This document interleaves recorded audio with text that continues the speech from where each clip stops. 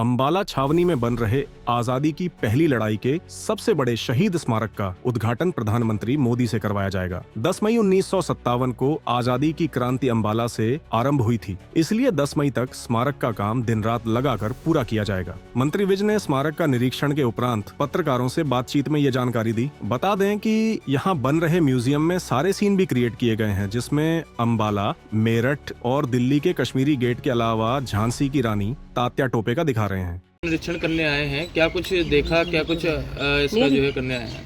आज़ादी की पहली लड़ाई जो सन 1857 में लड़ी गई, कांग्रेस के जन्म से भी 28 साल पहले लड़ी गई, और वो सशस्त्र युद्ध हुआ था उस अंग्रेज़ हुकूमत के खिलाफ, जिसके राज में कभी सूरज नहीं डूबा, जिसका सारे संसार में शासन था लगभग सभी स्थानों पर। लेकिन उन वीरों को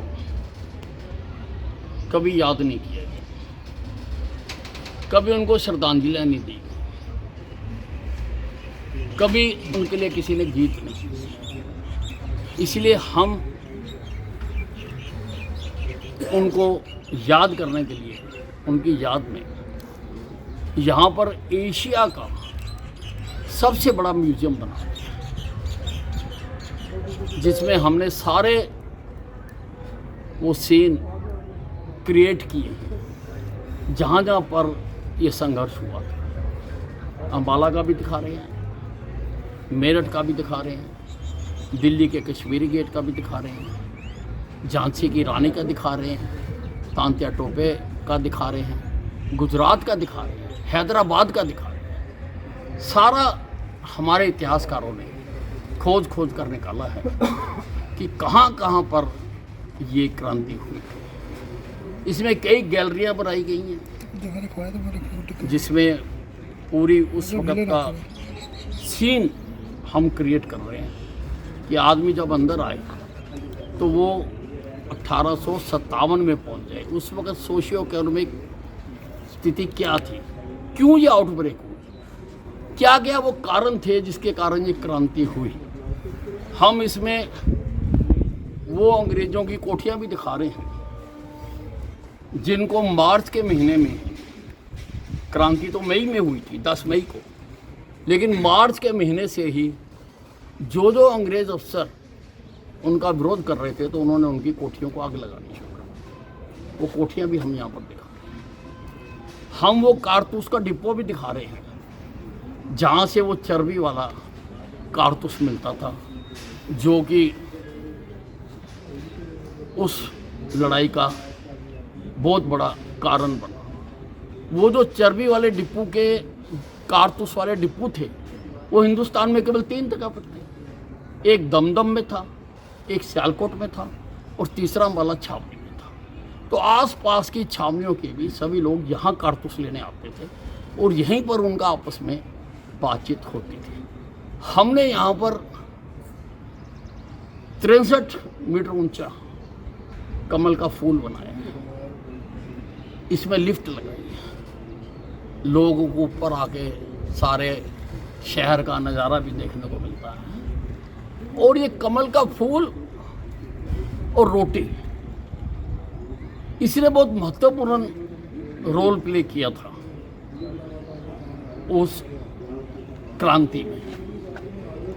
उस वक्त एक यूनिट दूसरी यूनिट को कमल का फूल और रोटी भेजते थे, इसलिए हमने यहाँ पर कमल का फूल और रोटी बनाई है। हम यहाँ पर 2000 लोगों का ओपन एयर थिएटर भी बनाया। हमने एक वाटर बॉडी भी बनाई है इसमें, जहाँ पर लोग शाम को नौका विहार कर सकें। यहाँ पर रोज़ शाम को लाइट, साउंड एंड लेज़र के शो हुआ करेंगे, जिसमें हम सारी वो जो उस वक्त की लड़ाई हुई थी, हमने बम्बई के बहुत बड़े डायरेक्टर, जिसने कई फिल्में भी बनाई हैं, उसको ये काम दिया है बनाने के लिए, और वो हमारे काम सारे तैयार हैं। अब हम ये चाह रहे हैं कि 10 मई को ये क्रांति शुरू हुई थी। तो हमारा प्रयास है, मैं आज इसीलिए देखने आया हूँ कि क्या क्या काम हो गया और क्या क्या रह गया, कि हम कोशिश कर रहे हैं कि 10 मई को हम इसका उद्घाटन करवाएं और हम कोशिश करेंगे कि इसका उद्घाटन हम प्रधानमंत्री जी से करवाएं। तो इसलिए हम इसकी पूरी तैयारी कर रहे हैं, सारा स्टाफ यहाँ पर लगा दिया जाएगा, सभी आके यहाँ बैठेंगे, चाहे डे एंड नाइट काम हो, ताकि सारे काम हाथी घोड़े सिपाही अंग्रेज सिपाही, जो नेटिव इन्फेंट्री थी, जो बैरक थी जिसमें ये सबसे पहले हुई, हम सब यहाँ पर बना रहे हैं लोगों को दिखाने के लिए। और हमने यहाँ पर एक पॉइंट ऐसा भी बनाया है कि जिनको श्रद्धांजलि नहीं दी गई,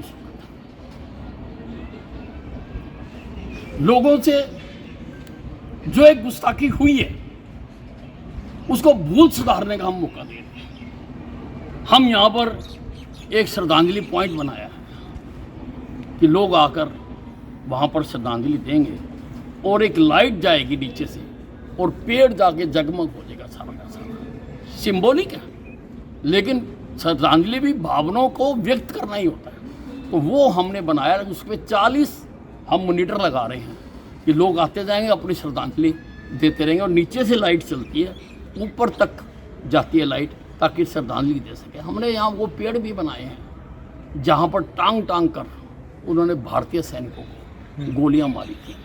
और सबसे बड़ी बात है कि बड़ा कठिन काम था कि जो उसमें शहीद हुए, क्योंकि अंग्रेज़ों ने जिनको पेड़ों से बांध कर गोलियाँ मारी, अंग्रेज़ जाके उसका कहीं रिकॉर्ड तो नहीं लिखेगा, लेकिन फिर भी हमने ढूंढा। हमने हिंदुस्तान के टॉप इतिहासकारों की कमेटी बनाई और उन्होंने रिसर्च की कि जो लोग उसमें शहीद हुए, लगभग 700 नाम हम अभी तक ढूंढ पाए हैं। उस 700 के 700 नाम हम इस म्यूज़ियम में उनका गोल्डन अक्षरों में नाम लिखेंगे, जिन्होंने इस देश में सबसे पहले आज़ादी के लिए अपनी कुर्बानियाँ दी। 700 हमने ढूंढ लिए हैं, अगर और भी आएंगे और वो प्रमाणिक होंगे तो हम उन नामों को भी यहाँ पर लगाएंगे।